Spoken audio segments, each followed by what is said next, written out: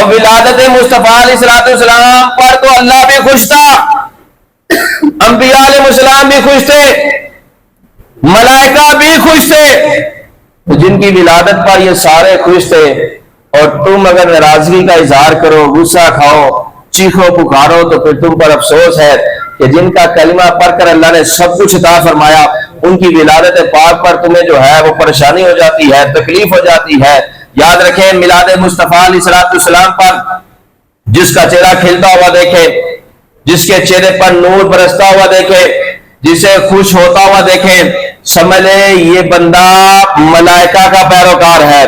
اور جس کے منہ پر لعنت برستی ہوئی دیکھے، جسے ناخوش ہوتا ہوا دیکھے، جسے روتا ہوا دیکھے، جسے چیختا چلاتا ہوا دیکھے، سمجھ لیں یہ شیطان لعین کا پیروکار ہے۔ تو ہم نے شیطان لعین کے پیروکاروں کی طرف نہیں جانا، ہم نے تو ملائکہ کے پیروکاروں کی طرف جانا ہے۔ اور جو ملائکہ کا پیروکار ہے وہ تو آقا پاک علیہ السلام کی ولادت پر ہر طرح سے خوش ہوتا ہے، کیوں؟ اسے پتا ہے کہ اگر مجھے ایمان ملا ہے تو مصطفیٰ علیہ السلام کے صدقے سے ملا ہے، اگر آنکھیں ملی ہیں تو مصطفیٰ علیہ السلام کے صدقے سے ملی ہے، اگر زبان ملی ہے تو مصطفیٰ علیہ السلام کے صدقے سے ملی ہے، اگر سانسیں چل رہی ہیں تو مصطفیٰ علیہ السلام کے صدقے سے چل رہی ہے، اگر اللہ دنیا میں نعمتیں عطا فرما رہا ہے تو یہ بھی مصطفیٰ علیہ السلام کے صدقے عطا فرما رہا ہے، اگر قبر میں کامیابی ملے گی تو یہ بھی مصطفیٰ علیہ السلام کے صدقے ملے گی، اگر روز محشر کامیابی ملے گی تو یہ بھی آقا علیہ السلام کے صدقے اللہ عطا فرمائے گا۔